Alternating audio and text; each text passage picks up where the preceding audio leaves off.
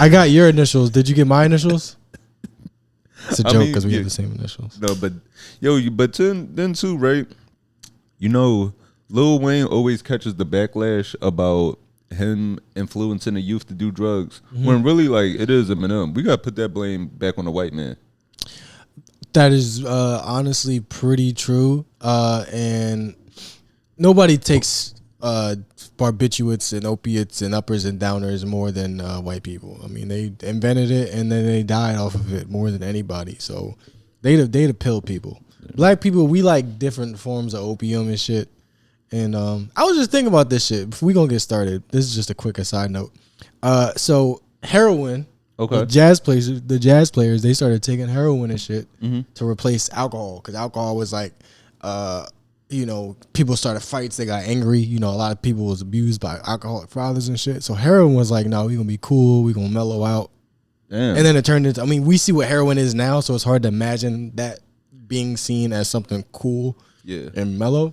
But I mean, at the time, that does make sense, because you gotta think this one, cigarettes was cool. Yeah. That. Now you just added to my point. So now we have the exact same thing where alcohol it's cool, but a lot of people are like, no, alcohol is not cool. They drink lean, which is literally liquid heroin, and it's like full circle. Yeah, like they're same shit. It's killing people. People fucking. They're not doing alcohol because, again, they probably came up in, like, families with alcoholics and shit. Right. And cigarettes are cool again, but in a whole different form, like vapes and shit. People were like, it's not cigarettes, it's the fucking cigarette. Yeah. We restarted cigarettes. We fucking cleared that shit like almost entirely, and then we restarted the entire industry. Yeah. So it's just crazy how that shit just came back full circle. Like, everybody doing heroin again. And yeah. Well, thank y'all for joining us on these. This is where you could get your scientific facts. The pseudoscientific facts. Yeah. I'm a pseudoscientist. Well, thank y'all for joining us for another episode of the We Want More podcast. I'm your host, Anthony Moore. I'm Asante Mars. Thank you. And we got Pepsi in between us. As always, please be sure to subscribe on whatever platform you listen to this on, whether that be on Apple, Spotify, Google Podcasts, iHeartRadio, wherever y'all find audio podcast at. And if you're watching this on YouTube, please subscribe to that. Join the Discord also. And yeah, please be sure to give us 5 stars. 5 stars. 5 stars. Leave a review. All of that. And we on episode 119, I believe. 119. So yeah, give us a review, leave 5 stars. And also, wait, hold up. Where my favorite one at? Where my favorite? Yeah. Show love, nigga. It don't show nothing. It don't cost nothing to show a nigga love. I was doing this getting money. Show a nigga some love, nigga. Yeah. So yeah, please do that. Show a nigga some love. Show a nigga some love, nigga. Bro, that's one of my favorite quotes, and I hate when girls die. The Young Thug tweet. That's something that's been coming up a lot. You don't know I hate when girls die, but he put girls in all caps. You don't know? Oh, everybody know I hate when girls die. Nah, but it's a Young Thug tweet. That and no homo, we smoking penises. Young Thug got some of the best quotes on and off. He do. Musically. No, my favorite one is because I was seeing it a lot last night. But we're recording this on Friday. Drake albums with us. He just dropped 3 albums, and I was seeing I was seeing the Young Thug tweet like, "Boy, slow down with all that." What is it? Slow down with all that trash ass music. Yeah. I've been seeing that one. Yeah, so we got a lot of things to talk about from this past week. Yeah. So we not gonna do a movie, but we gonna focus. No homo, we smoking penises.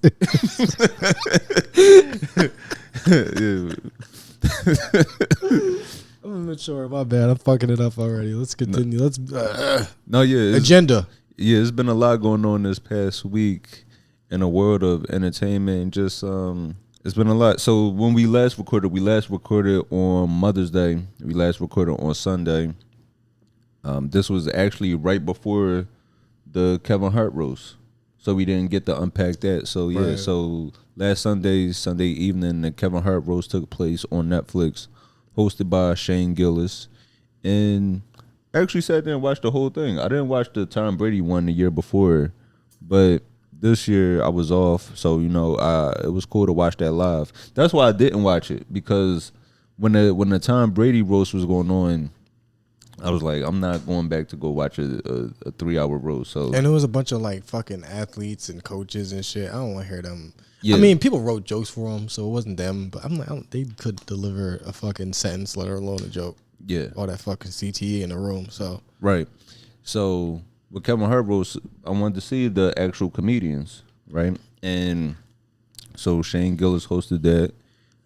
It was a good amount of some familiar faces that we know in the comedy scene. Like, I was glad to see Big J was a part of that. Big J Okerson. Oh yeah, Philadelphia OG. Yeah. He's started at the Laugh House with Kev, and they actually even showed Keith Robinson. They showed Keith in that.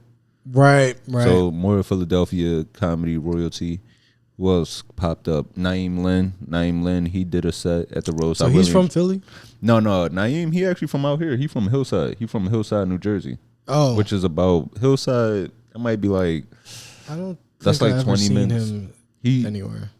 But Naeem, he met them because he went to Temple.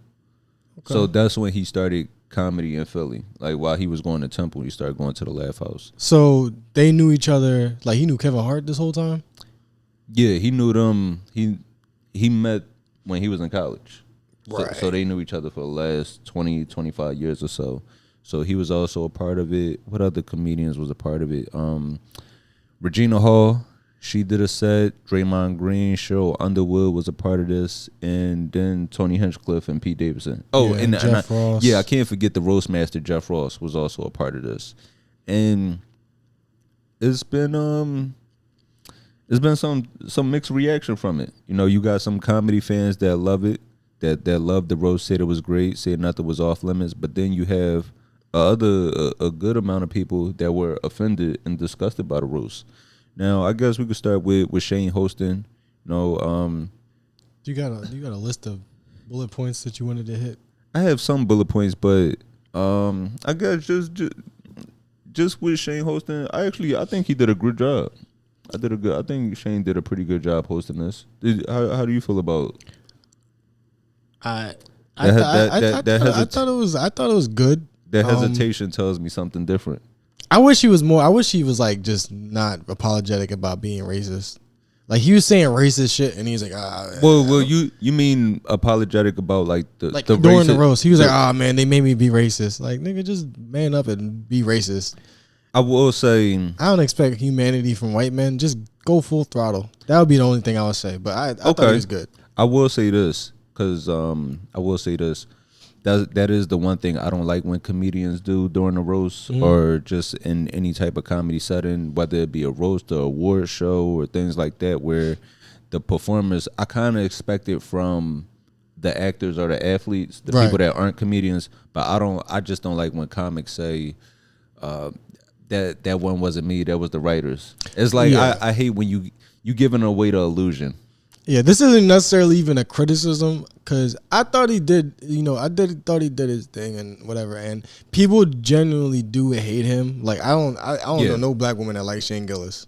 Yeah, good shit. Even my mom asked me, she was like, "Is Shane really like that?"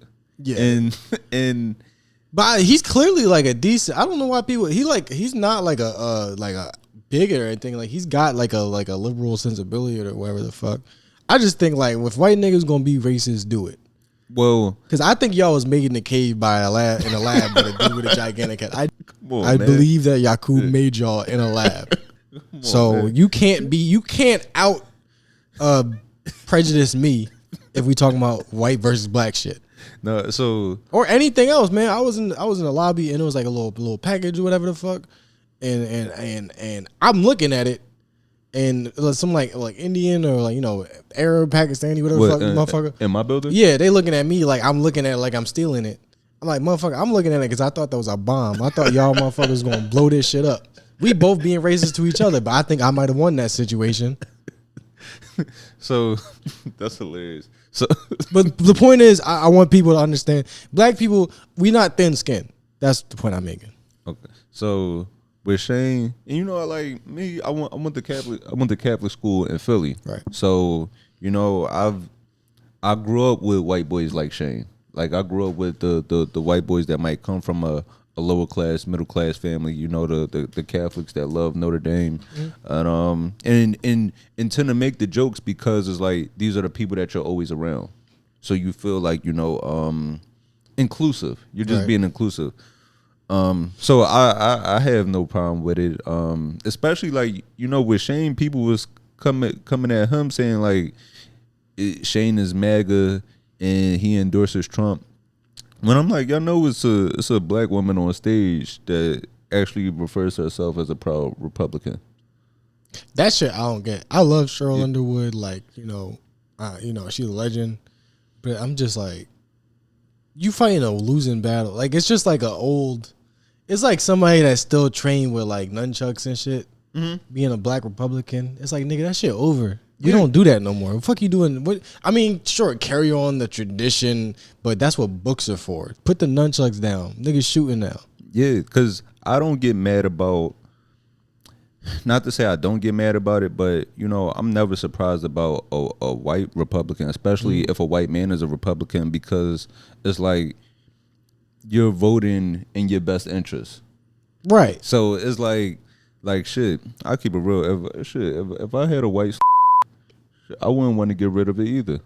But that's the I would love to be able to send a white to do my Target runs and pick up my laundry. I'm with you there.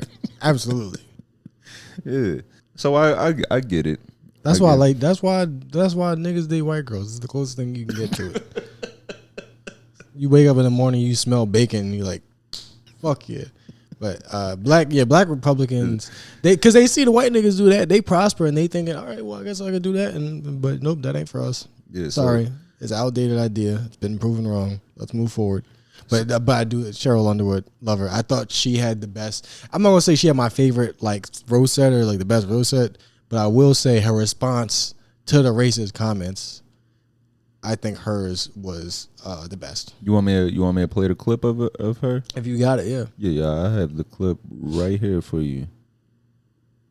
Fucking Inglewood alive. But I'm glad that Shane, your motherfucking ass, stopped that wigger. Cause had you said anything that sound bigger, trigger, or anything that sound like nigga, you wouldn't have made it out of motherfucking Inglewood alive.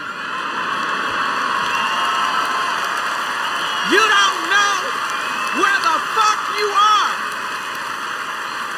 You will respect us in this house. This is the fucking forum built by the Showtime Lakers. And I will say I like that because I like to see my worlds intersect. I like to see my white comedy friends intertwined with the Def Jam heroes. Cause I understand why black folks don't want to hear bigotry and all that shit on a comedy roast or anything otherwise, but that's Cheryl Underwood, nigga. She can handle that shit. Yeah. Oh, but then also too on that side of the stage, it was also some people that weren't a part of the roast, but just on the stage. So they had an entire dick eating section for some reason. I don't know why. So I get why with Kev's side, on his side of the stage, why they had the Plastic Cup Boys, right? The you had you had Spank, Joey Wells, Harry. Who else? His trainer, Kev's trainer was up there. Kev's barber was up there. The dude John, damn, nigga, you got Kevin Hart trading cards. How do you know these niggas, dog? I didn't know there's nobody on there. You got the motherfucking holographic Kevin Hart pack. Nigga know everybody. Do you know them? Did you meet these people before? How did you know that? Oh, okay. I was like, how did you know that? Yeah, that's funny as shit. I'm like, oh, that's Kevin Hart's chef.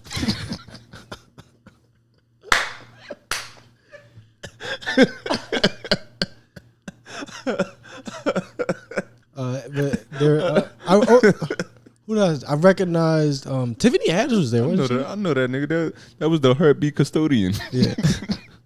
No, yeah. Tiffany Haddish was up there, and Tiffany Haddish was up there. No, only because I know some of the people. Because even when you look at some of my clips, right?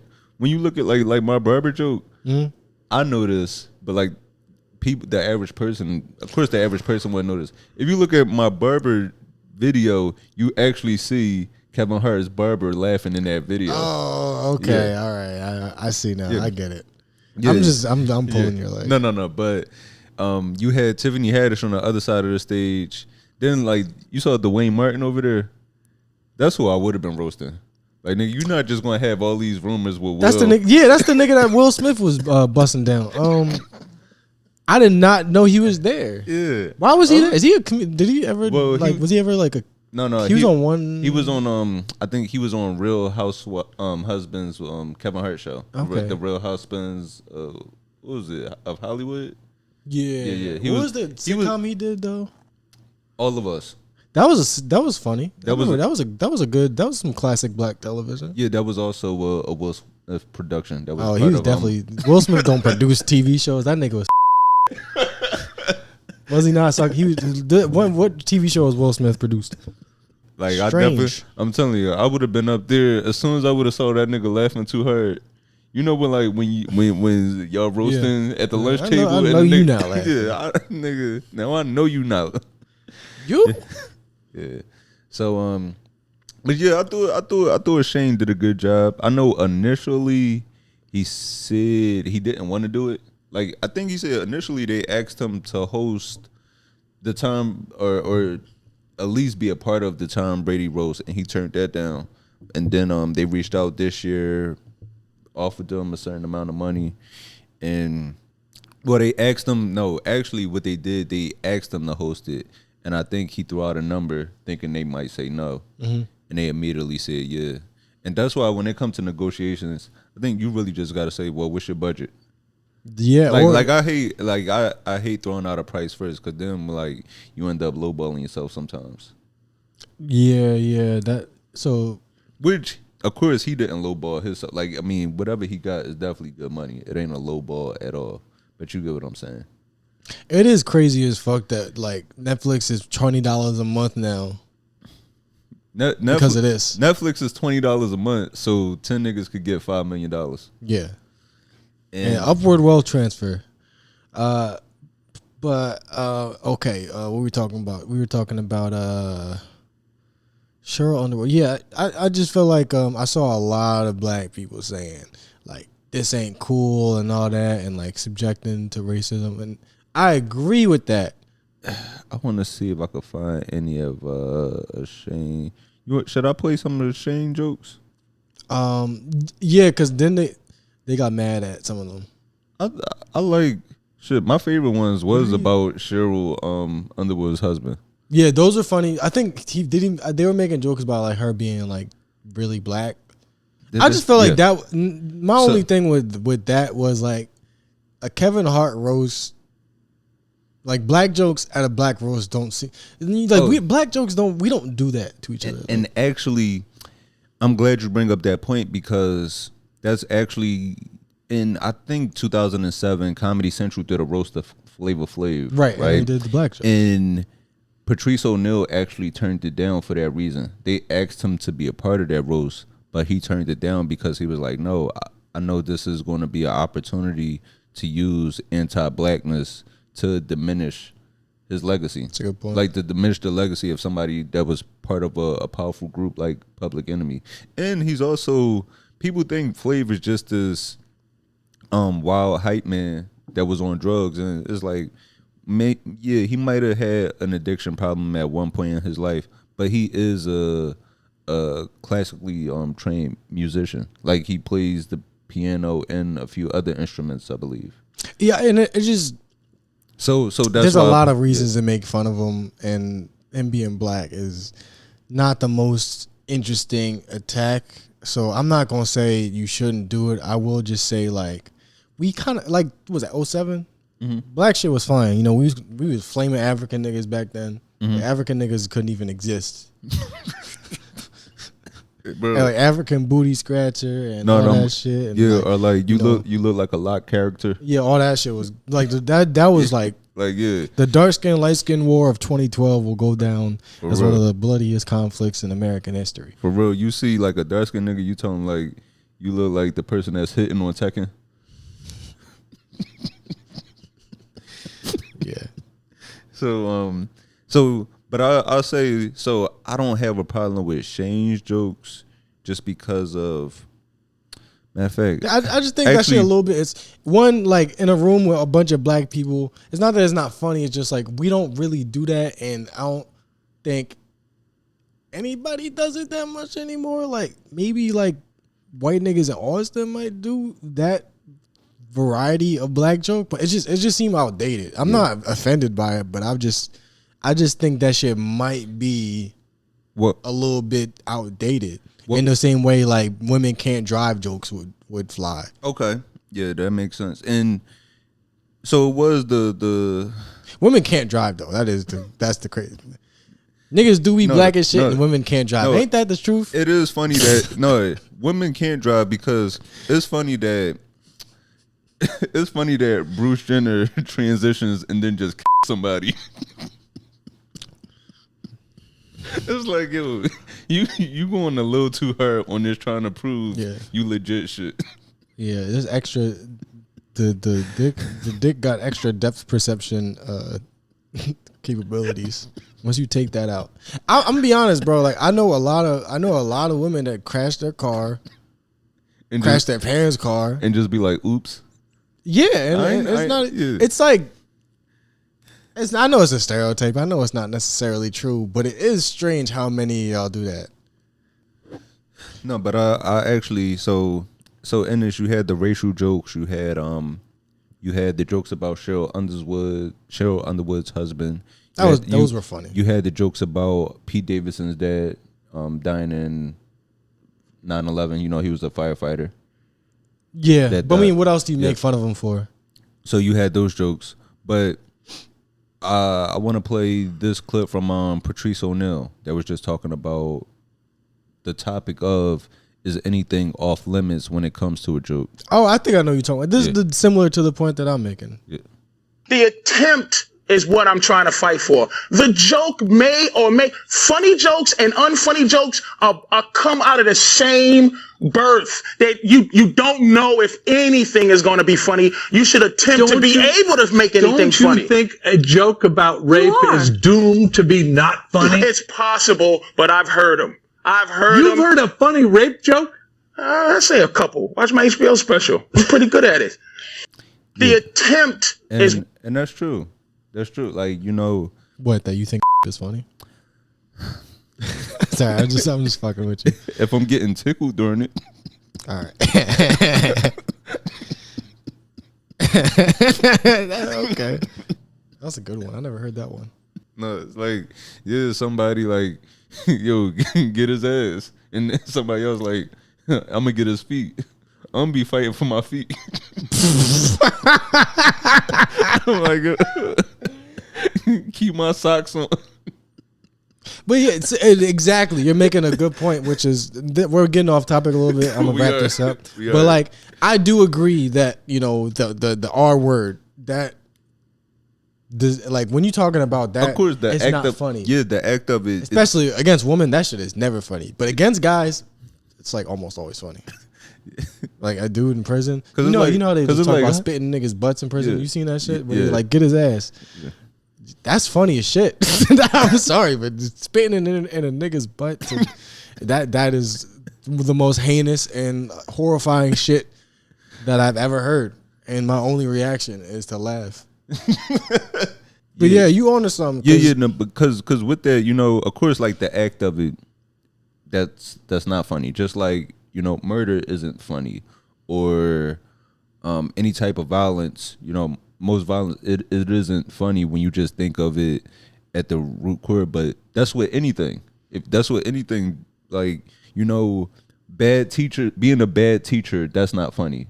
Having a horrible doctor's visit, that's not funny. But you could still pull some funny or find some humor in a situation, but you don't know it until you actually try it and talk about the situation. Like, even like, you can examine subtle nuances, like when your grandmother died, she fell down a flight of stairs, and if I were to ask you how many stairs it were, we might be getting on to something funny. Because what if it was only 2 stairs? Like, damn, your grandmother fell down 2 stairs and died. Right. Now we got something. We're cooking with something. I'm just giving an example of like when you start to dig at shit, you can make almost anything funny. So, my only thing is if it's not funny, I'm not gonna tell nobody how to react to that. Like if I just made fun of your grandmother dying and you didn't laugh, if it wasn't funny to you, it wasn't funny to you. Right. Now, on the flip side, with Tony Hinchcliffe making the joke about George Floyd. Right. I get people being offended by that because outside of just the George Floyd jokes, is other jokes that I hear all the time. Like I'm in these comedy streets. It's jokes that I hear and see that I don't like and I might take offense to. But it's more so when I know you're really just trying to get off your true feelings disguised as a joke. Yeah. And I didn't like that because it was virtue signaling. And also, this is the difference between somebody like a Shane making a joke versus a Tony Hinchcliffe. Always think about, it's this James Baldwin quote. Let me see if I could actually find it. Yeah, it's this James Baldwin, one of James Baldwin's most famous quotes. He says, "We could disagree and still love each other unless your disagreement is rooted in my oppression and denial of my humanity and right to exist." Right. Right. So that's where it comes with Tony Hinchcliffe is like, you're making these jokes, but then you also endorse somebody like Trump. I'm sorry, he does more than endorse. He like genuinely glazes that man to no end. Yeah. I've seen it. I just like looked into I knew who Tony Hinchcliffe was. I just looked into how much he talks about. Like, he just be on Trump's dick. That shit is embarrassing, bro. Yeah, and so it's like your beliefs are rooted in immigrants belonging locked in cages, or you believe these families deserve to be broken up. Shit, you the reason you endorse the person that is giving us $6 gas. Yeah. So your beliefs, whereas like, you know, Shane is making a joke. Like, you know, well, not even just Shane, where certain people are making jokes, but you're saying true feelings that is really causing a great amount of people to suffer. Right. Right. And then also with the George Floyd jokes, because Pete Davidson also made a Charlie Kirk joke, right? And people were saying like, well, you know, y'all can make Charlie Kirk jokes, but we can't make George Floyd jokes. We never wanted George Floyd to be a hero. Yeah. We know, like, George Floyd was a regular citizen, and people could debate whether he was a good person or not, but we don't know that. Regardless of whatever he did in his life, nobody deserves to die, especially like on camera for the world to see. I would take it a step further. This state does not have, like, they don't get to monopolize violence and execute people, especially without due process. That's just something that I think as an American or even a human being anywhere, you got to believe that. But especially Americans, like people that fly flags, you shouldn't be letting the state execute people without fucking burden of proof. Right. And even with Charlie Kirk, right? Charlie Kirk, he didn't deserve to die that way. He deserved to get his ass beat, but I don't think he should have got shot in the neck. We didn't do that. And that's my point. And that's where the funniness comes in it, where it's like your last word was about gang violence just for you to go out by somebody that looked like you. Exactly. And it's like you complaining about gangs, and it's like, nigga, you died in Utah. Like the only niggas out there play for the Jazz. Yeah, the only gang is the group of wives that one man is married to. Niggas be married to gangs, but there is no actual gangs. So like, and I don't even think that a George Floyd joke necessarily couldn't be funny. I'm not gonna be like, yo, you can't talk about George Floyd. We talk. I honestly, we talked about his funeral. We joked about his funeral. I don't think it's funny that he died, but I think we found something within his death. There were funny things. Yeah, like I forgot until somebody online was like, why would they make a George Floyd joke in the roast? And Spank had tweeted, he was like, because Kevin Hart went to the funeral. And that's what actually made me remember that we talked about George Floyd funeral and Kevin Hart being there. Oh, what did we started this? No, we didn't start. No, but But we did talk about Kev being at the funeral. Yeah. So nigga was there promoting DraftKings. Bro, that shit was that was a Diddy party. Yo, that niggas threw a Diddy party at a funeral. It was crazy. That was a wild time during the pandemic. Actually, I saw some other shit during the pandemic. Let me see if I can find this. This shit. What? McDonald's posted an ad. This was June 2020. They posted an ad about which I mean I definitely get it. This was not ourselves. We're all free, or none of us is. This is from like the actual McDonald's account, and it's the right message.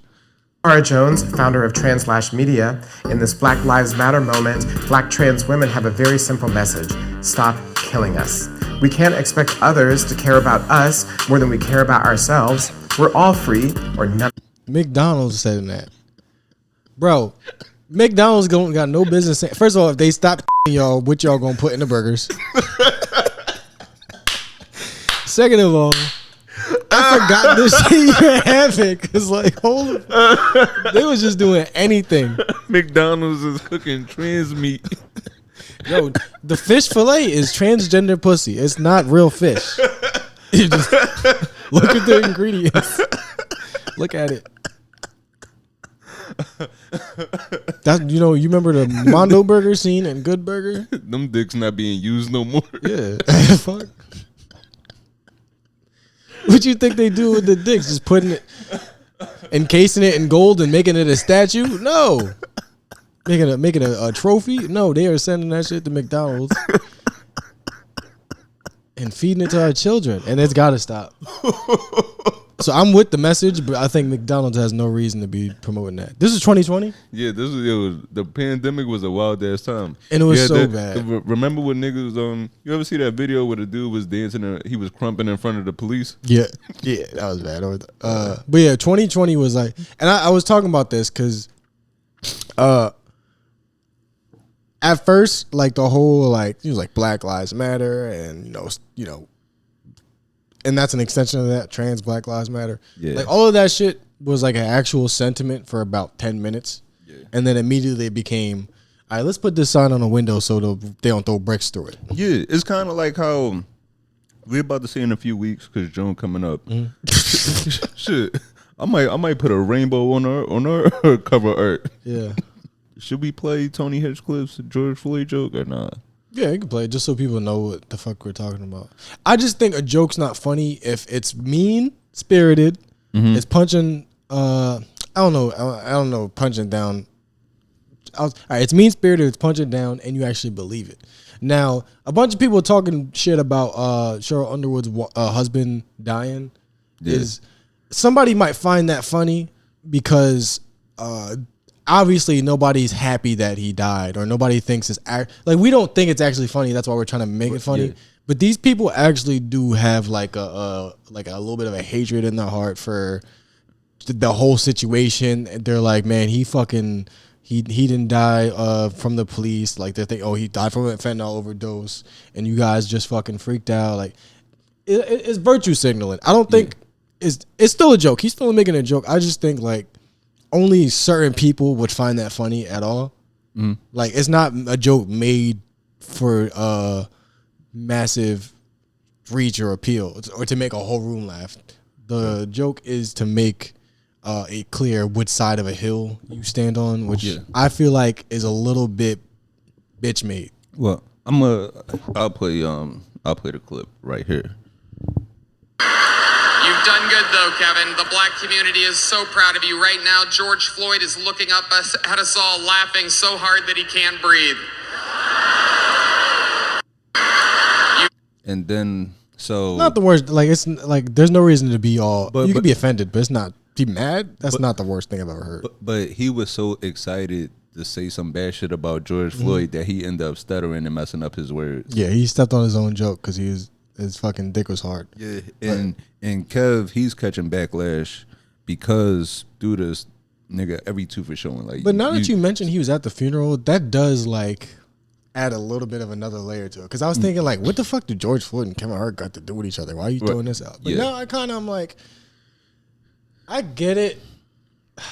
There's so much. Oh man, I remember I was listening to, like, we were editing and shit, and I was like, I gotta stop rambling. There's so much shit to ramble about here. But like, this is why a nigga like Kevin Hart trying to be Black Lives Matter sometimes and business other times, that shit not gonna work because you gotta eventually pick a side. Yeah, and because with this, right, people are mad about him laughing at this, and I think what it is, why he laughed, you know, I don't want to make excuses for it, but I think it's more so just Kev is such a businessman, and it's like he just laughing. It's kind of like even like with Funny AF, right? Like Funny AF, the way he was laughing at certain people jokes, you know, he's doing this to make it look good. Yeah, like you can't it's the roast of him. His name is attached to it. His money, like you can't make it. Oh, that's not cool. What is he supposed to do? Because even shit, I think that's even part of the reason why Shane got picked to be the host. Like they didn't come up together in the comedy scene, anything like that. But it's like it's a good look. I'm gonna get the biggest. If I'm gonna get the biggest comic in the touring right now, you get a big white guy to do it that you could cross. The audience is so different, so you'll be able to cross audiences. So I think just from a business standpoint, that might be part of it. Why he laughed like that is like he was giving it up for everybody. So yeah, I don't know how he should have reacted. I'm not gonna say you can't get mad at his reaction. I will just say I don't know how he should have reacted to that. My feelings are like I just think George Floyd jokes is played out. That's the only reason why it gets me into a little bit of a like mood because it's virtual signaling ain't really a joke. Like it's just it's some played out shit. It's low key hack, but it signifies who you are as a person, and that's why you would tell something like that. But I'm not mad at the nigga at all. Fuck him. He was made in a cave. And if you want to have the joke, make it such a unique take. Like, for example, not to like, I don't want to toot our own horns, but the take we had about the celebs being at the funeral promoting their brands, that's a take that we didn't even know we had that take until we actually started talking about it. And it's actually a joke aimed at, like, it's not aimed at a victim. Like, there's ways to talk about somebody who was victimized, and that's just the situation. It's like, why is the victim the butt of the joke in this? When we talk about punching down, people want to argue like, oh man, you can't make jokes anymore. You can only do it one way, yada, yada, yada. But there's a reason why, like, this shit just might make people uncomfortable. And I just heard it so many times. That's really my thing. I don't get mad at no jokes. And like, all right, let me clarify my stance. I know I said white people were made in caves by Yakub or whatever, but I do hate when like black folks get mad at a white person making a black joke, and they're like, man, that's hurtful. Y'all don't get to do this. Y'all got like, or you're oppressors and all that. That's giving them too much credit. I don't think white people are better than me at all. They might think that, but they're mistaken. So I let them, because to me, it's like, you got your side, I got my side, throw some insults, let's just fucking fight it out in a friendly way. It don't got to be like, oh, he's trying to impress me right now. Like, bro, societally, yeah, but in a joke fashion, we like just two fucking dummies. And I'm glad you mentioned, because that's the other thing I wanted to mention too, right? Where comedians keep complaining about this whole stance on freedom of speech. Even like, matter of fact, I'll play this clip right here with Cheryl Underwood. She mentioned the whole freedom of speech thing. I want to thank Netflix and Kevin Hart for bringing us all together. Freedom of speech is alive today. It shows that we can all come together and crack jokes on each other and still respect each other. My problem with that, go ahead. So, freedom of speech has never gone anywhere. Right. We've always been allowed to say whatever we want. And that's the annoying part about comedians saying that they trying to constrain us. They taking away what we're allowed to say. You've always been allowed to say what you want. You're just not free of consequences. Right. Right. and the whole we could still crack jokes on each other and still respect each other. I mean, I don't think Tony Hinchcliffe respect black people. That's the thing. And everybody else in that room, I could be like, I think you respect me at the end of the day. I don't think that man has a soul. Yeah, because even when because people have asked me before about would I do kill Tony, right? I mean, we can't now. We definitely can't now. But I mean, like, what real nigga won't be like fucking have to be nice to him? As a younger comedian does something I definitely would have done. Right, I would have loved the opportunity. Bro, when I first started hearing about that, I was like, "Oh, you put your name in a bucket and there's a bunch of people there." Yeah, that shit sounded cool, but a few years later, that shit starts to materialize into this, and I'm like, "Damn, bro, that shit sucks." It's weird because he's like doing to people, not like I'm glad people are making it off of that. I want to make that clear. Yeah, for sure. Glad people making it off it, but it's weird when you see the people. It's weird because it's like it's giving people that normally wouldn't get an opportunity a chance. And giving them a platform to such a large audience to show that, hey, I could be funny too. But it's like, but at the same time, it feels kind of exploitative.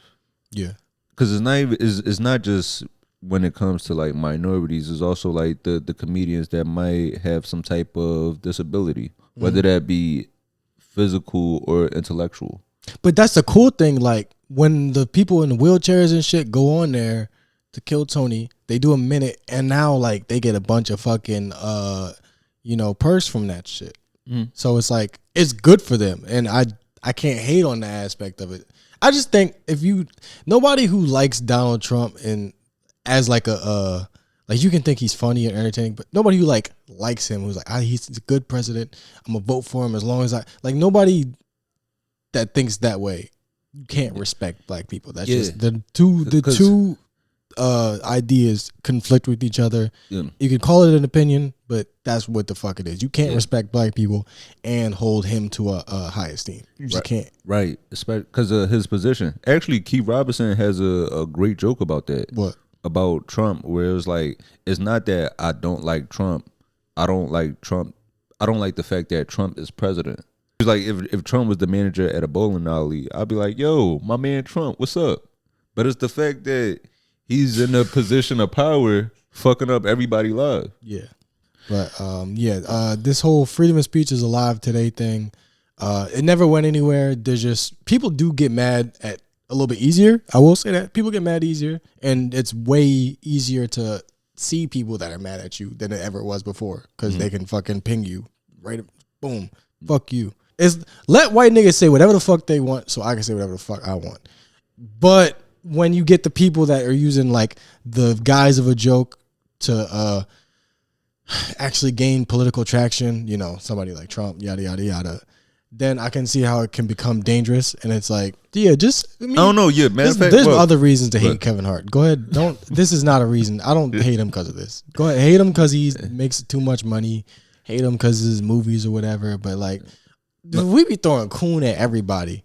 And sure, the nigga do, No, but I guess it also was cool to see him and Kat on stage together. Because him and Kat, the word. Where else would we have seen that? The word is that they did make up behind the scenes over a year ago, but it's like you still need that public showing. Here's the thing: they've made up several times throughout the years, and I've seen it because like he made up with niggas and then started dissing again. So it's funny. Cat Williams is funny as shit. The funny part was when Shane went up after that and was like, yeah, it's funny to see these two little guys like trying to act tough. Yeah. Like, yeah, let's make up. It's like, don't get your little asses out of here. That situation kind of has to like the fun of a roast and like you can say mean shit, but also people are hugging and laughing. Like that kind of shit has to happen or else people are just going to be mad all the time. Would you do a roast? So I was talking to somebody about that. Like, I've done like roast battles and shit. I would do a roast. It's got to be somebody I know. Yeah, I don't like roasting random people. I don't really want random niggas talking shit. Cause I got I got feelings. Yeah, like I'll be ready to throw hands. I don't give a fuck. For real. That's the other thing. Like I don't even like when I go somewhere and they say no heads. For real. I'm cool. Oh man. Yeah, I mean honestly, yeah, that's all we could. That's all niggas got to say to you. Take that hat off. Take that hat off. Yeah. Yeah, as soon as you say that, I'm out. Well, if you go to a roast, you'd have to have a hat off. Yeah, my roast gonna be 5 minutes. Or you could do like a Tupac costume and make it like a fun, like, oh no, I'm just, I got the bandana on, no reason to look underneath it. I got this earring in my nose. I got the nose ring. Yeah. But I mean, Pat, once you get past that, what else do people say about you? I mean, that's all you really can say. Okay. Yeah, that's all you can say. I'm not gonna suggest nothing. What do you say about me? Skateboard shit's weird. You know, the niggas call me Maxwell because the hair. No, but that shit, the shit about Kev, it's only going to be so many times you talk about my dead crackhead father. That was the thing. I was like, yo, I'll be ready to throw hands at a certain point. Yeah. And the Rock talking about fucking his wife. I'm like, yo, if a nigga's twice your size, you kind of do get to slap him, and then like everybody else gonna protect you. So like, and if that's your man's, like you can throw hands with your boy and then still be boys after. So like, and when there's somebody at that level that was like, no, we both rich. Let's just fight on live TV. We could both afford it. Like, I would not. I'll be honest. That's the one thing I was like, you're not about to talk about fucking my wife, and I'll laugh that shit off. Especially when you look like The Rock. I'm like, bro, it's The Rock. The Rock can't really like fuck up Kevin Hart on TV. Like he gonna feel bad. So realistically, Kevin Hart really could steal The Rock, and it just be, funny. That's what's fucked up about Will Smith slapping Chris Rock. Right, he's bigger. Yeah, it's like, come on, Will. Bigger. Yeah. Chris Rock is a smaller, autistic, uglier man. and The Rock is twice Kevin Hart's size and way more famous, I think. And he's actually, well, they his friend. The level of fame is. Yeah, I don't know, but I just think like, all right, man, you talk about fucking my wife. I don't give a fuck if it's a roast. You can talk about my dad all you want, but my fucking wives is dead. Nobody even said shit. Not even just that. Them also people keep making jokes about Kev getting caught cheating. Like, bro, joke about me getting caught cheating while we just out together. Do that shit in the group chat. Don't do this in front of everybody, because it's like, now y'all done made her remember some shit that I've been trying to get her to forget. Now y'all keep bringing that shit up. Now I gotta keep sharing my location when I go out. I gotta keep doing all this extra stuff. Now I'm getting in arguments. Yeah, this funny in the moment, but it's like now I gotta deal with that argument that I thought was already dead. I'm cool with that. Just I can't be emasculated in front of my chick. That's just, somebody gotta get something. Yeah, somebody gotta get Yeah, And if we both rich and we both got access to resources, then let's just fucking fight, and then whatever, pay the fines. Let's see. What else has been going on? Did you talk about? Did you listen to Drake album? Drake. Well, yeah, Drake albums just Drake's dropped. albums. Yeah, the three of them. Did you I'm listen overwhelmed. to any? I'm overwhelmed. It's too much. I already paused. That was crazy. But it is. It is. It's overwhelming amount of music. Yeah, it is definitely a lot of music. He dropped 3 albums. I know on the Iceman album, there's 18 songs.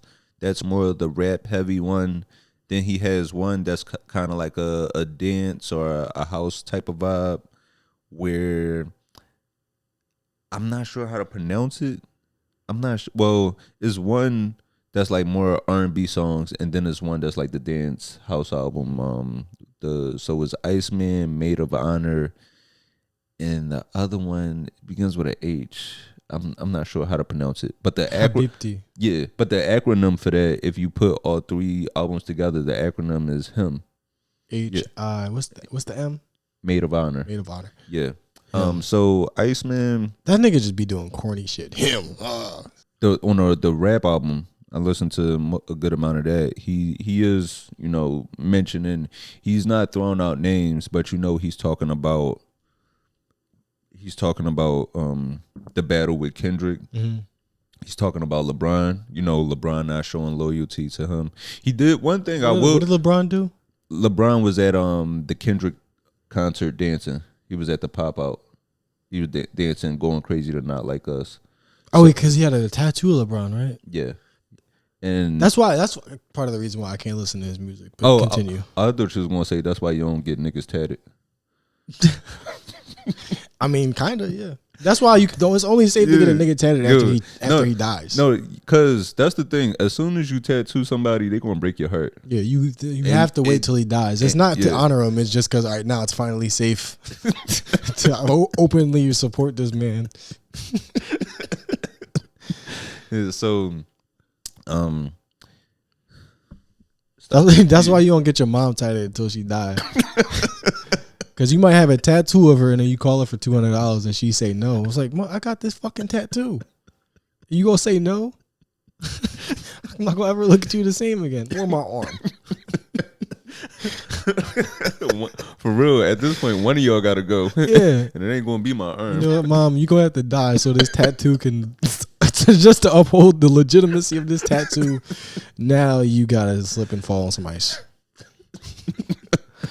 So that is crazy as shit, though. That's a grown man getting a tattoo of another grown man for what reason exactly?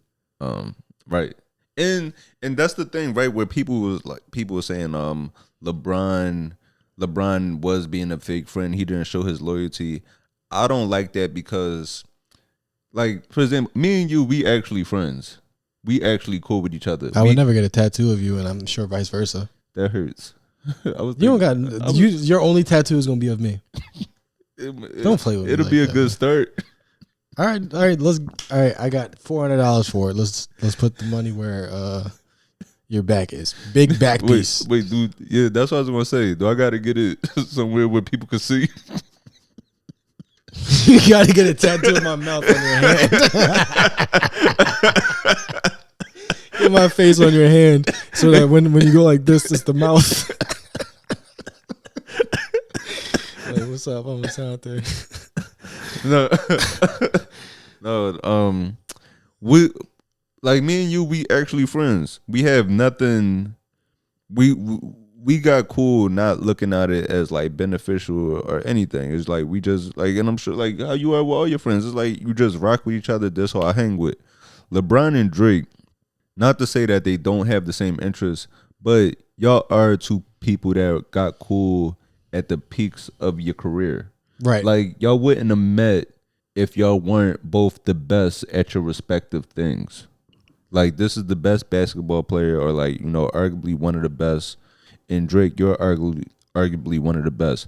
This is how y'all came to be able to be in the same spaces. It's not like y'all grew up together. It's not like y'all grinded together. Y'all met each other while y'all were already successful. Same thing with like how you know how they both had relationships with Kendrick. Y'all were just people that are just good at what y'all are great at y'all crafts. So that allowed y'all in certain spaces to interact with each other. Not to say that, you know, y'all don't enjoy y'all don't enjoy each other's company and y'all don't share the same interests, but of how that came to be. It's just some weird ass. Adult men should never move this way. And I'm not trying to sound homophobic. Actually, I'm gonna get to that point. I'm not being homophobic. I'm not being hypermasculine. Grown ass men, adult men, meaning adult human beings, should not move this way. This is weird. This is what like little schoolgirls would do, for one. And if they was f***ing each other, I would get it. Like if these two niggas was I'm like, all right, y'all gay. You're like, cool. But why only you get a tattoo of your boyfriend and not vice versa? Like you should have been mad as soon as you got the tattoo. Like, damn, I thought we was, you know, something. So I would respect it if them niggas was fucking. But the fact that they're just two straight men doing weird ass shit, like getting tattoos of each other and fucking hanging out with each other just because they both got money, that's weird as shit. But with LeBron, you know, I don't have no problem with LeBron really enjoying it. The whole world enjoyed the song. Like the whole world enjoyed the battle, and also like we talked about this before. This is something that you provoked. You asked for this. You just didn't see the outcome going this way. Also, if my mans get caught a pedophile, I'm gonna make sure I distance myself. And if it means if somebody if all right, I'm not even gonna put you in it. Somebody I know gets called a pedophile with some evidence, and I'm gonna start hanging with that nigga. And I'm not hanging with you no more. I'm hanging with him. In their defenses, I knew you was going to go with that angle. Like, bro, you knew it? Yeah. Like, if somebody called me a pedophile, that shit would be out of the blue. Because I'm like, where? But being like, oh, I knew it. I seen it too. I seen the video. It kind of looks like that, but it's not. No, dog. Like, that's crazy. So, yeah, if somebody called my man's a pedophile, me and him are friends now. That's just the rule. Yeah, but I did like the Drake album so far. I like the parts that I've listened to, and it is a lot of music, but I don't mind it from him. Like, Chris Brown, he just dropped the album, right? Yeah, he's been getting dogged. Yeah, he just dropped the album that was, I believe, like 27 songs or so. He probably got a deluxe on the way, and it's funny how sounds like AI. I feel like when it comes to Chris Brown. And like I'm okay with certain artists dropping a lot of songs, like, and that's what I was saying. Like with Chris Brown putting out 40 songs at one time, that's sexual harassment. But when Drake does it, that's like flirting. I think it's just hard to listen to. Your diehard fans are gonna probably listen to this because they want to hear you that much. But for the casual fan, it's overwhelming. Like, where do I start with this? Right. Should I listen to any? I'm just not gonna listen to any of it unless somebody else put it on. And that's been my thing with Chris Brown over the years, where I stopped. I never was a big Chris Brown fan, but I definitely wasn't going to start once you start putting out 50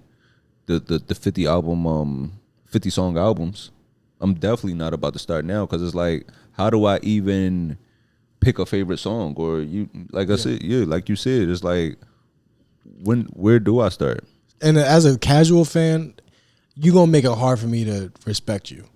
Somebody who's diehard, you might be able to forgive a lot of shit, but like, if I just kind of fuck with you and I find out you doing corny shit, let's start with push the T battle, losing that, fucking hiding your son, and now apparently you're fucking possibly messing with young girls, and he's just genuinely like being corny. Like, he's just genuinely when did he start disrespecting women? Like, in his 40s? You're supposed to do that at 18 and then clean it up by now. You disrespect women at 18, that makes for good music, and then later on you kind of. But it's like, you started off being like a soft nigga and now you like pimping. That just doesn't seem to make sense to me. Yeah, and with him putting out these albums, that's the point I wanted to make. With him putting out these albums, so he put out 3 albums, right? And the theory is kind of like, why would you drop 3 albums at one time instead of putting out one big project? And I guess it does make sense when you break it down into different genres, but it's also the theory of for the sake of the holding the Billboard spots, because everybody's going to run to listen to it. He's such a global artist, so now on the charts you can hold the top 3 spots of being able to say, there is no big 3. I'm the real big 3. So that's the whole theory too. But when I look at somebody dropping a bunch of projects like that, now from the albums, they've been out for less than a day so far, but the early reviews from people is that Iceman, that's the good project, and the other 2 are ass, right? But it's kind of like how I've been seeing it. Let me see if I can find it. The other thing I don't respect is he doesn't have he's never had any. Well, actually, he did have an identity initially. He was a rapper. He wanted to be seen as successful, but also he had a heart. Mm-hmm. That was like kind of his identity. But now he's just everything. So it's like, why am I gonna listen to this nigga do like any of his shit when I can just listen to the person that actually does it and cares about it? Now this is the video I wanted to play. This is some random streamer. I saw this online, and I wanted to talk about this because I feel like this relates to art. Like this relates to art across all mediums. And this is kind of like the problem with these different industries. They said, oh, he'll never be what Kendrick is. I guarantee you this album does better than GNX. Oh. I guarantee you this album has more sales than GNX first weekend. I guarantee you this album is better than anything we will ever see out of Kendrick Lamar again. I played that because he said, "I guarantee you this album has more sales than Kendrick's last album," right? And it's like that's the scale people are using to. That's the scale people are using to judge art. People are using, quantity over quality, and that's why a lot of different art forms are suffering. Yeah, right? I've never respected that. I never respected that because, shit,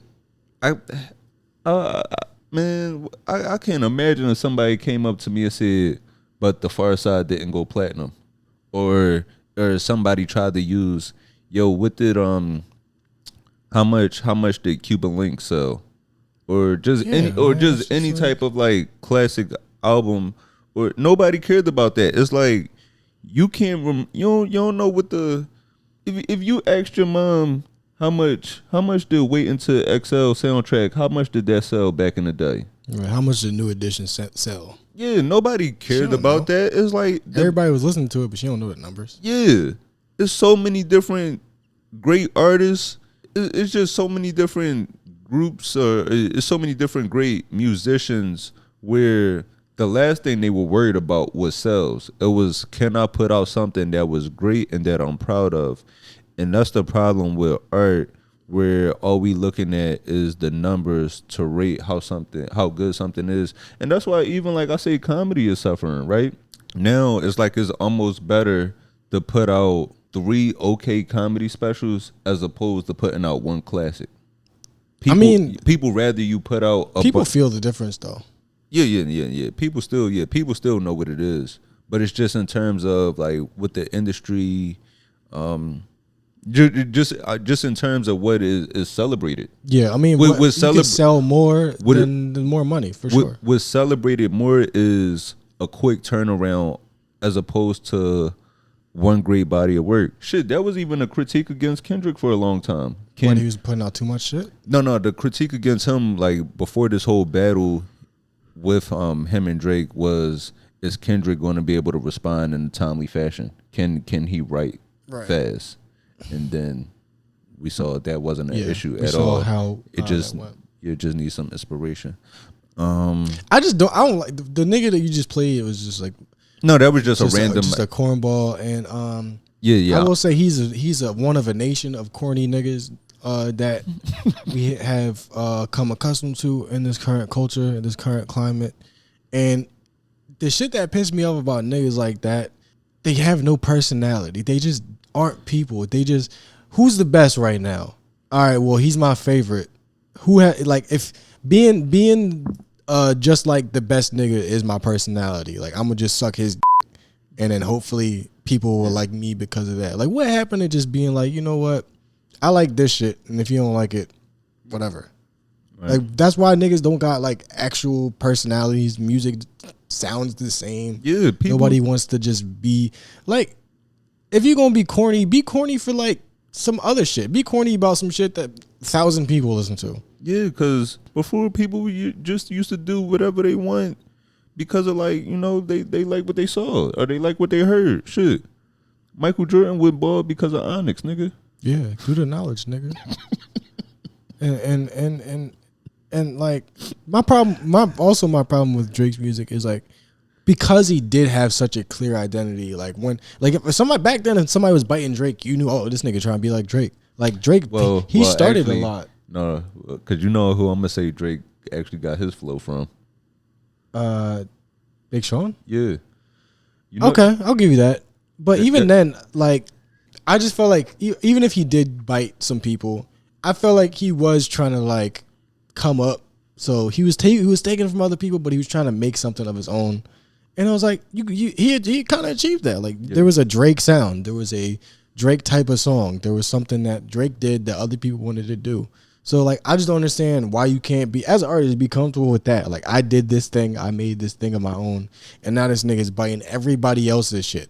Biting everybody else's sound. And it seems like, since the beginning, oh, he's doing a favor for a younger artist. He's putting him on. But realistically, he just sucking this nigga's momentum and putting it into his own discography and his own catalog. And now he gets to use any sound in the fucking entire world and nobody calls him on it because they're like, well, he's just trying to highlight it. No, he's just fucking putting out whatever the fuck you'll listen to Because he's a corporation. He's not a human being. Not a person. Let me see. I wanted to talk about the situation with a life coach, his life coach online. Have you seen this recently? The talks of Dr. Cheyenne Bryant, the talks about if she's truly a doctor or not. Yeah. So far, it looks like she's not. Yeah. So Cheyenne Bryant, she's been around for a little while. I guess she was on Basketball. Yeah, she's been on Basketball. First she was Mrs. Basketball. Now she's Dr. Basketball. Yeah, she was. I don't know when that happened. But Cheyenne Bryant, she's been catching backlash. You know when it actually started? She's a fucking like B. Simone, but doctor. It actually started. Did you see when she went to the Young Jeezy concert a little while ago? I did not actually. Well, you told me. Let me see. Yeah, she went to the Young Jeezy concert. Oh, she was wearing clothes that's not clothes. She was wearing. It was kind of like a lace outfit where you could see. It's like a Mortal Kombat outfit. You know how the girls in Mortal Kombat look. Let me see. It's something. She on this lace outfit where like you see the bra and the drawer showing. They say this is people were questioning her credibility at this point because they were like, why would such a respectable doctor or like, a highly esteemed woman that talks the way she does talk wear something like this to a concert, right? This is kind of like how I actually saw somebody make this point. This is kind of like how, when in American Gangster with Frank Lucas with a mink. Yeah. And that's when he ended up getting caught up. Mm-hmm. So this is her version of the mink in the head, where people start questioning like, why would a doctor dress this way, right? And not to say that doctors can't be sexy. So, well, what is she saying? She's the doctor of also. I'm not sure. I believe she said she was that's a good question. What is she a doctor of? Because I think you could be a doctor and sell pussy like that. I would never suggest that. Whatever she's doing in her personal life would interfere with her actual. Okay. She claims she says she's a doctor of psychology. Yeah, no. She holds a doctorate in she says she holds a doctorate in counseling psychology. University of Phoenix. Oh, it's the name of the university Argosy University. Argosy. It's a university shut down in 2019 following its loss of accreditation. Yes. Damn, I'm a doctor of psychology from there too. It's Dr. Morse from now on. I'm telling you on your job interviews, you better tell these niggas you a doctor, you a former CEO of Spirit Airlines. Yeah. You got all types of accreditation you could use. Spirit Airlines, Toys R Us, fucking EB Games. Pathmark. I was a pharmacist at Eckerd. Yo, I was a pharmacist at Eckerd. I used to be a technician at Radio Shack. For real, I was the vice president of Circuit City. I used to design shoes for Payless. I was on all that shit. Forever 21. Nigga, you ever did you ever go to Funko Land? Funko Land? That's what GameStop used to be, Funko Land. No. Yeah. I guess that might have been before my time. Yeah, I was a fashion designer for Marc Ecko. I was the one making the G and the tank tops. Yo, I was the CEO. I used to put the bra straps on the wife beaters. But Cheyenne Bryant, this is somebody right here. Like they was asking her on why she won't prove that she is an actual doctor. Do you know where your diploma is? Well, yeah. Where? It's on the wall of my mom's house. Exactly. Yeah, my degree. Exactly. Yeah, my degree right on the wall. Yeah. And let me see, cause it's like, and it costs some money because it's a big ass degree. Like it costs some money for that frame and all of that. But it's like, shit, all this money, y'all gonna see this. This is like saying you don't have your birth certificate. Like, yeah. So this is her right here talking about why she won't prove her degree. I've earned the title. I have multiple degrees, and I'm not going to prove anything to anybody. My obedience is to God, not to people. And so as long as I'm in his will and I'm serving and I'm doing his word, my sheep will know my voice. Even the sheep in wolf clothing. That is not my battle. Well, that's the his. questions that are out there. And that's the problem right there. People she know her audience. Yeah, she do because this is definitely going to the Facebook Tyler Perry crowd. They're definitely going to agree with this because for some reason our people love being not shit behind God, right? And I don't know any doctor that wouldn't be proud or ready to show that off. That's like you saying you don't got no bitches, and I don't gotta prove I got bitches. I'll be like, all right, you want to bet? Like that's everybody on earth. Like, you want to bet? Yeah, for real. That's why you go that hard. It's you want to be proud to change your name, like to tell people, like if somebody say Miss or Mr. No, put doctor in front of that. Shit, I even Googled. It took me 2 seconds because I was like, hold up, let me see if like Umar got a dissertation. And like, sure enough, you type in Umar Johnson dissertation, that shit pop right up. So that was also like why people were questioning it, because it's like, all right, you're Dr. Cheyenne Bryant. Let me see what work you've actually done. And it's kind of like how you wouldn't trust somebody to build your house without the right certification, or you wouldn't trust anybody to do your dental work or any type of going to the doctors to get a physical. You wouldn't just trust anybody telling you to bend over and cough and they don't have the right the right education behind that. You're right about that, and that makes me think I wouldn't trust somebody telling me to do that, yet I'm all the way around America telling other people to do that. And I think that that's unfair. I'm going all across this country telling people to bend over and cough. And where do I get the right to do that? Where do I get off telling people to do that? People were saying, because I saw a few people saying they they didn't want to tear her apart, because I think she just dropped a book recently. She just dropped a book this past week, and that's also why a big part of why people didn't want to tear her down about that, because it's like you don't want to take money out of another person's pocket, especially like a black woman. I do. Yeah. I sure do. I love seeing people fail. Especially somebody that's like, leading people the wrong way. Yeah, a liar. Yeah, because go to hell. To hell with you. Because deceiver. For real, because the stuff that she preaching, the stuff that she's the stuff that she's preaching, you could be tearing homes apart. Yeah, this is the type of nigga got my grandfather on Forex. Nigga, my grandfather was selling fit tea because of y'all niggas, man. And I'm not gonna never forget that shit. To hell with you. You got nigga was saying my nigga was selling flat tummy tea at the church. You got somebody grandma in Primerica. Like, nigga. Yo, I didn't talk to nigga. I'm not taking financial advice from a nigga with a polo shirt with a logo on it. Nigga, my grandpa Primerica. My grandpa 90. This nigga in church giving out vector knives. Yeah, what the fuck is wrong with y'all, man?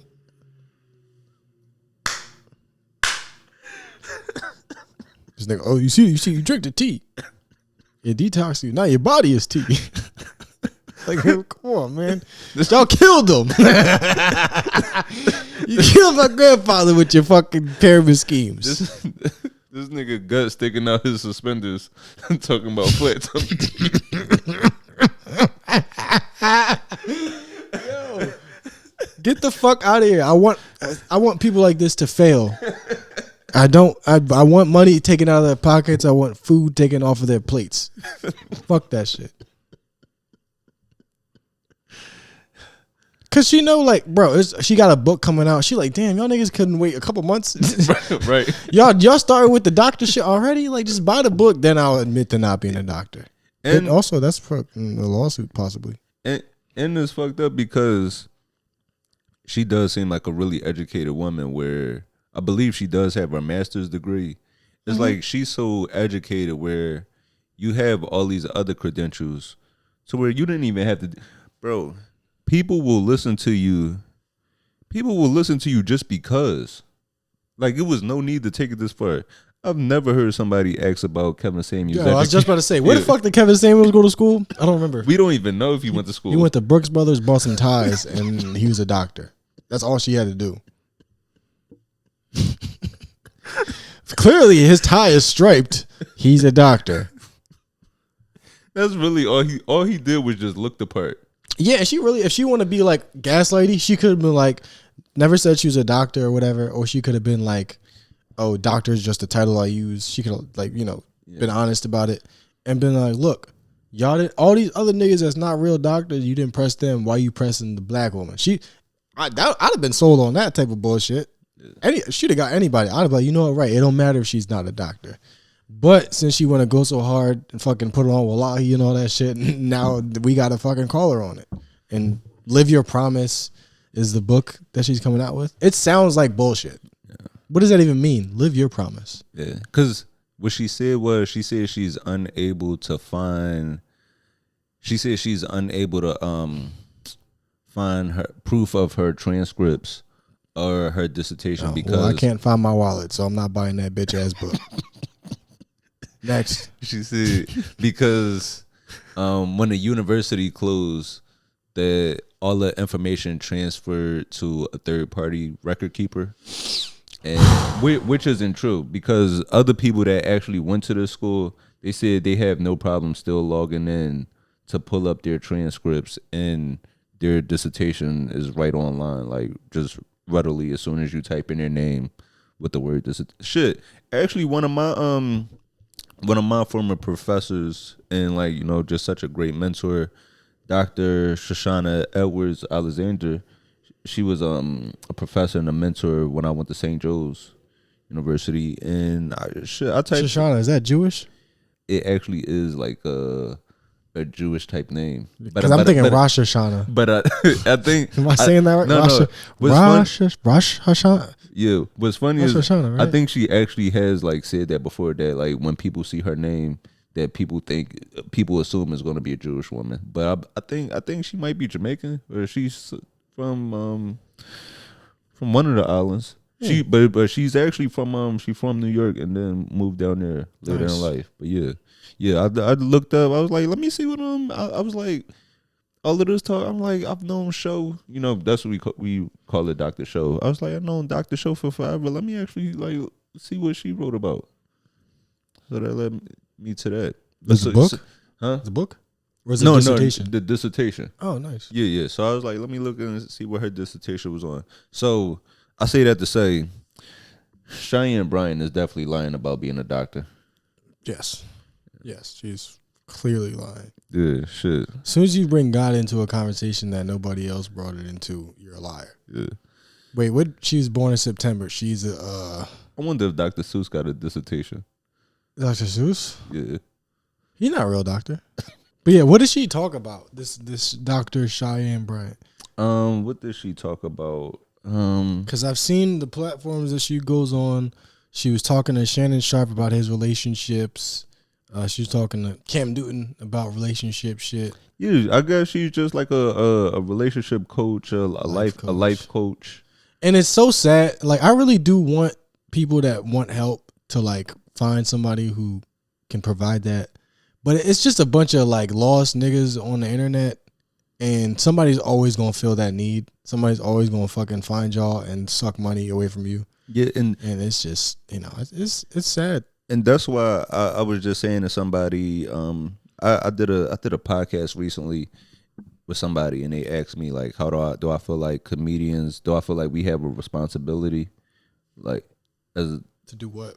Just be do we have responsibilities as just public figures? We have no. Our goal is to have as little journalistic integrity as possible. Now, because we have to lie to make something funny. I think we have, but I do think we have some type of responsibility to not lead people down the wrong path, because because as speakers, right? When you're a public speaker, you already got past the fear that so many people have of just being able to be in a spotlight and give your views. Now, I think you have a responsibility to not start a cult following and just lead people astray. Okay, I can get with you on that. So I guess a good example, Denzel Washington, he can play a violent man on screen and then be like, look, that was a movie. I was entertaining y'all. Do not set up your police partner to get killed in the bathtub by some Mexicans. Don't do that. So with us, it's like our whole goal is to be as fucking dramatic, imaginative, and like absurd as possible. But outside of the act, yeah, I gotta remind you, like, I'm fucking around. I'm not trying to cater to people's like insecurities or like their fears, which is my problem with like fucking, conservative comedy. It's always like, send the Mexicans back is what you see on the news, and that's what they're trying to fucking, like, Fox News is like, send the Mexicans back. And then I go, you know what? I'm gonna write a joke about sending Mexicans back. That's like pro send them back. It's just like regurgitating a talking point. Yeah. But like, so I think in that way of you should be trying to go against narratives that might be harmful. I think you have a responsibility there instead of upholding bullshit. But otherwise, like, I can say whatever the fuck I want. Like, I just said my grandfather was selling flat tummy tea. And he actually was. But like, you have no reason to believe that. He genuinely was doing that. And I was like, he was trying to get me to do it too. And I said, I'm not fucking doing that. I also wanted to talk about the situation. We talked about this a few months ago, but the trial and the sentencing just wrapped up for the case, the murder of rapper Julio Foolio in Florida. Yeah, that's sad. That's actually sad that he died because he's got such a cartoony name. Like, he should have been a cartoon. Like, he should have made it as a rapper and then been like the new, like, Andre 3000 had a class at 3000. Yeah. He said Julio Foolio, and it's like a yo gabba gabba kind of thing. Yo, this is off topic, but somebody said if the person that named the walkie-talkie named everything else, the whole world would just sound like a Cameron song. Yeah, I saw that. The one I remember was a spoon, Soupy Scoopies. That's good. But Julio Foolio. But yeah, rapper Julio Foolio, his murder trial just wrapped up, where four men, they left all the evidence there. Like, it was like cameras all at the scene. They might have used like phone records, text messages. They got the Ring camera of one of the guys dropping a car off at his grandma's house, and watching it off. Damn. Yeah, and it was a really nice neighborhood. This is like a really nice. It was a really nice Florida suburb where he dropped off the car at his grandma's house. Now, that be the niggas that do the type of shit. Like, the niggas that do that type of shit, they come from them type of backgrounds because they feel like fucking, they got something to prove or some shit. Right, came from a great family. And then when you see him, like, nigga like me, I don't got nothing to prove. I'm gonna put this fucking My Chemical Romance on, and you gonna like it. I'm not being nothing I'm not supposed to be. And the four men, they all received sentences of life in prison without the possibility of parole, and that's the problem too. These guys, they be out here trying to be tough, trying to prove themselves in these conservative ass states where they can't wait to take your life, where they can't wait for y'all to throw it all away. Because once you do throw it all away, it's a reward for the system. And you're a slave now. Yeah, I'm actually. They get to test fucking products on you too, bitch.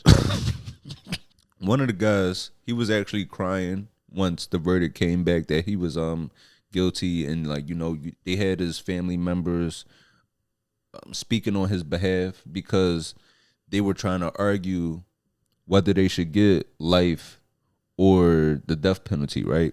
And this is actually his lawyer arguing on why he should receive a life sentence instead of the death penalty. Based on Mr. Gathwright's age, physical abilities, things like that, do you think that the prison would benefit from him in a work capacity if he were sentenced to life without parole? I say yes. With my experience, not only just in classification, but as former warden and even as a jail administrator, he's someone that's young, he's healthy. In reality, we need that labor, we need that sweat equity, and we will put him out there to work because we do have an aging prison population, jail administration. We have that. So we put these young individuals to work and get some sweat equity out of them since they are young and actually can do the work. That's insane. That's one of the most psychopathic things I've heard in a little while. Bro, to talk, let me run that back real quick. Just how to even start it. Based on Mr. Gathwright's age, physical abilities, things like that, do you think that the prison would benefit from him in a work capacity if he were sentenced? Based on his age, physical ability, would the prison benefit? Right there. Might as well take his clothes off and look at his fucking muscle fibers and shit too. Bro, that right there, it tells you what you're putting yourself into when you commit these acts. You're giving your life away to legalized slavery. Strip him down and look at his teeth too. Like, and that's all right. That's so fucked up that they're saying that, all right, we need his sweat equity. We have an aging prison population. So I'm not saying that he killed somebody. He doesn't deserve to be punished for that. Whatever. Right, yeah. But why is there a system in place anywhere where we dependent on niggas killing somebody so that they can fucking become like? Why is that not something that clearly they should be phasing? We need the sweat. What does that mean? So you have a place for these niggas to go, but you don't want them to do this shit? So, or do you want them to do this shit so they can go there? Right. And that's exactly what it is. We have a system that needs more young black boys to throw away their lives because we already have a crop of black men that threw away their lives and they're going to be going. So we need a whole new crop to come in to replace them. It's not how could we stop this from even getting to this point. It's like how we could prevent this. It's like, no, we need this to keep happening for the system to thrive. Yeah, that's just fucking crazy as shit. I mean, I knew this shit was happening, but damn, it's just, we're not talking about rehabilitation. We going straight to put that nigga in the cotton field now. Put him in the cotton field. Put him in the fucking shuck some corn. What else did fucking make that nigga drive Miss Daisy? It's like, if you want to turn me to a slave, can I at least my wife? That's a fucked up thing. You don't get. You don't even get to like fuck Master's wife.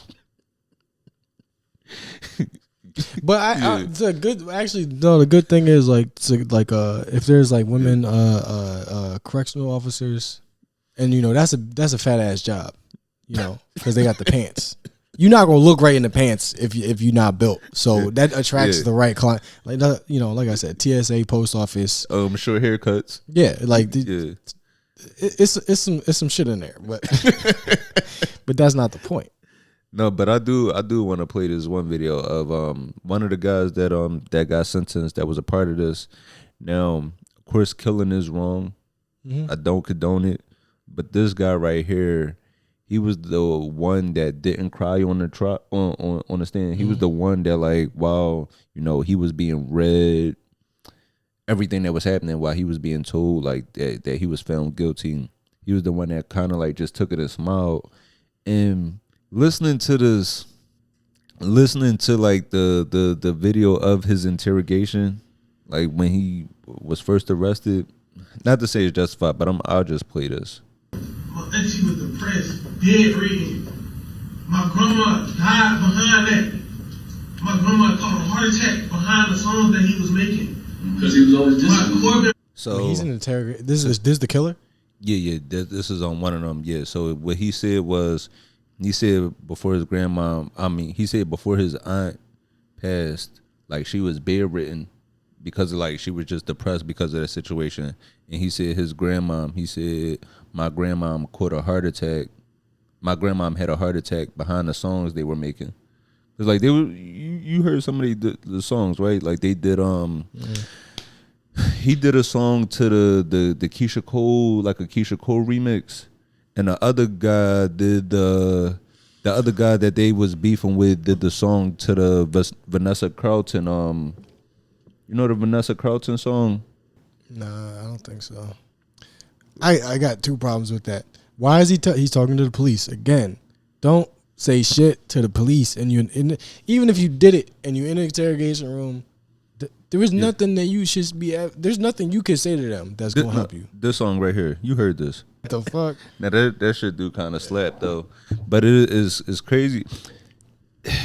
It's sad that like the cycle that's continuing, and like the people that's been, because we only look at the immediate violence that we see, the people that might have been shot and victims to the violence, but we don't even think about the other family members, like you said, the aunts and moms that have lost their children. And, I get that. And are depressed. The grandmothers that have to hear these songs. Like that's crazy to say that, like, you know, his grandmom had a heart attack, but hearing some shit like this. Who played it for her? Why would you play that for her? You should not. Nobody should have played that for her. They should have said, "What? Who?" They should not have played that for her. And how is you going to prison going to make her feel better? All right, so now 2 kids are gone. Right. What are we talking about? Yeah. Why is it so important to kill somebody that you don't even care what happens to you afterward? Like, come on, you nigga ain't try to hide the fucking. Like, come up with a plan. Gloves, mask. I'm giving away. No, but like, come on, nigga, what the fuck? And that's why go to jail. And as many people, as often as people get mad at Wallow, they say like people get mad at Wallow because the whole running joke is that rappers, once Wallow talk to them, they try to go extra hard. Yeah, but yeah, I seen that. But you gotta. Who's the list? Young Thug, Lil Durk. It's a good list. Yeah, a couple niggas went to jail as soon as after he talked to them. But it's the attempt. It's like you gotta at least try. You can't stop everybody from making bad decisions, but you know it's the attempt of trying to help in the next generation. Yeah, and I don't have the answer for this situation. I don't really know if I have advice here. I would just say, if it's tough because it's so profitable. How is it tough? But like, no, how is it though for you to get your friends involved in some shit that you gotta do? Yeah. Like, all right, so I gotta this nigga. You drive, y'all sit in the back. I'm the one that does it. But if I gotta do some shit, why the fuck am I involving you? Why am I sending you to prison? Why I can't just eat that on my own? Like, why? But I mean, I get that there's circumstances and shit, and like I would want to kill somebody for killing my cousin, but if it's life in prison, fuck my cousin, nigga. Even if he visit me in a dream or some shit, yo, get back for me, nigga. Fuck you. You gone. This ain't gonna bring you back. Because even as I'm sitting here thinking about it, right? It is crazy, like the people that were able to the profit off of this, like in so many ways. You have these young black men taking each other's out. The prisons, they profit off of it. They get their labor. Who else is working with the prisons? They getting some type of, like you said, equity out of it. But then also, even this video right here, the golf course, they done made money. She done made, Vanessa Carlton done made some easy sample money. The record labels and the music groups is making money. Yeah. And who's it? Fucking Mumia did another interview from prison. He was talking about that shit. I don't know if you heard it, but he was just saying, like, if I was on Wall Street making money, the music I would relate to the most is rap music. Because that shit is all about fucking money at all costs. Just make money, generate profit. Niggas is profitable. It always has been. We've been at war for the entire time we've existed as a country. So I can't tell niggas to not do what works. But god damn. Yeah. And like that's like they came from like nice suburbs and shit. So that's like, I mean, we ain't come from like nice suburbs, but like that's like me or you coming from like decent backgrounds. Yeah. Doing that type of shit. Right. When we got actual fucking like if a nigga came and was like, yo, I need you to drive me, so you know, somebody killed my cousin, I need you to drive the car. And it's like, nigga, I could take both of us away from this. Let's study hard. We both got, me and you both went to school. Right. We could like let's just study group, right? Let's form a study group. Let's get really good SAT scores and let's leave this place. That's what be crazy about like rappers beefing and getting into like all this crazy type of violence. Whereas like y'all don't have to come across each other at all. Y'all be living in, forget different neighborhoods. Y'all be living in different states. Yeah, like, y'all be that going, shit. I don't respect that shit. At all. Like y'all be going out your way. If 63rd Street is beefing with 64th Street, I understand. But I guess before we get out of here, I did want to mention one other sad thing. Jason Collins, former NBA player, passed away. This past week. Jason Collins. All right, time for the obituary. Yeah, Jason Collins, former NBA player. He passed away. He passed away from stage 4. How old was he? He was 47. God damn! I knew it was gonna be a 4 in that fucking. Oh my god! Yeah, Black people make it past. But this was stage 4. I know. It's cancer. It's always something. Yeah, Jesus. He had stage 4 brain cancer, and that's terrible. Stage 4 brain cancer. He was something always trying to kill us. He was in the NBA for 13 years, and he is most known for.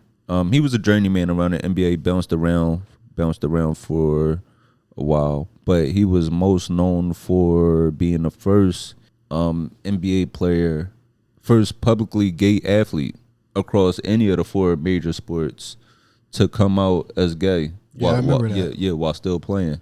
You ever see this video with ASAP and yeah. As far as everybody being equal, color, homosexuality. Yeah, ASAP ain't had the point when he said homosexuality. But yeah, he was That's funny as shit. But yeah, he passed away. That's sad. Yeah, that's sad as hell. And when did he come out as gay? He came out 2012. He came out in the 2012 season. And I didn't even notice until recently. So his number was 98. And it's such a random number. Yeah, he got the number 98 because of a young guy, Matthew Shepard. He was a victim of a hate crime, and he was beaten, tortured, and ended up and basically just left to die. So Jason Collins wore the number 98 to honor him. Matthew Shepard. Yeah, he was beaten. It was like an anti-gay attack. Yeah, this was yeah. So Jason Collins wore a number to honor him, and I want to play some videos of Charles Barkley. We forget that's really not that long of a time. I mean, I think it might still be happening. I don't see it like come up in the news that much, but like they was beating gay niggas to death a lot. Oh no, like, yeah, recently. No, it's definitely still happening. I mean, but like it was like a lot.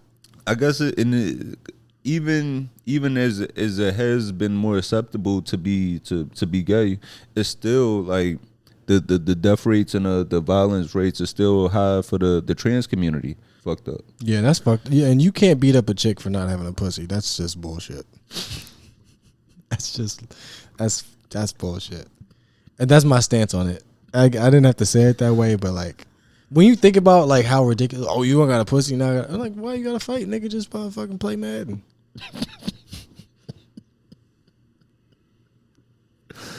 Yeah. Here's That's gonna help somebody. Somebody's gonna hear that and be like, you know what? I did just buy fucking the new Resident Evil. I'm gonna play this video right here of Charles Barkley talking about the passing of Jason Collins. They were just two really good basketball. This is the inside the NBA crew, like with Kenny Smith, Ernie Johnson, Charles Barkley. They're talking about it. One really good basketball player. His brother is now, he was just an unbelievable, like the guy said, soul and understanding what that moment was. And you say 13 years ago, say, well, what's the big deal if somebody said that they're, openly gay? What's the big deal? Well, 13 years ago was a big deal. Mm-hmm. And the reason why it doesn't feel as big now at times is because of people like him. And so, kudos to him. Yeah, but Kenny, in fairness now, if another guy did it, it would still be a big deal because we live in a homophobic society. And that's unfortunate. That's why, first of all, anybody who think we ain't got a bunch of gay players in all sports, they're just stupid. But there is such animosity toward the gay community, and that's what's really unfortunate. But anybody think him, and I know a couple other soccer players that came out, if you think there are not more gay players in the NFL, Major League Baseball, And the NBA, you're just stupid. I didn't know Jason very well, but on the occasions where I would see him at certain events. And that is true. That is true when you think about it. Just statistically, right? An NFL team has the minimum 55 players, like between, then you got the practice squad. So then like the coaching staff. So on the NFL team, it could be anywhere between 60 to 90 people employed by this team. Yeah. Statistically, 3 of them got to be gay. More than that. Bro, literally. And you watch like, especially music, like niggas be homophobic, but it's like you watch a music video, it'd be a bunch of niggas holding guns with no shirts. You think they not experimenting? Yeah, I mean, shit. Like we mentioned last week, people wanting to look at Isaiah Rashad and threw it. You know, so we did lose a great pioneer. You know, he might have not. He didn't have to do that. He might have not been looked at as like because especially like where he was at in his career, nobody questioned it. Nobody was asking about the personal life of Jason Collins, but he came out to let people know that it was okay to be yourself, and I'm sure that had to take a lot. Do we have any highlights? Nigga, do I have any? Everybody talking about he gay. I'm like, nigga, show some highlights. Nigga, he averaged 3 points for his career. Yeah, that's the point I'm getting at. Rest of the piece. No, you. This is just to say that you can. No matter how many points you score in a game, even if you suck at basketball or you're in the NBA or whatever, you can still have integrity and go down in history as having been a man of integrity. Yeah, yeah, and you know, like Colin Kaepernick, you know. Kyrie Irving sticking it to the Jews, you know. No, he's going down as a legend. No, but bro, honestly, even if you only, bro, it's funny. Even though he did have like low career averages, bro, it take a lot to score 4 points in the NBA. Bro, the NBA, that's the best 350 players in the world. Like that aren't in jail. Like because this, you know, this brother upstate is better than Jordan that didn't catch that break. We do know that for a fact.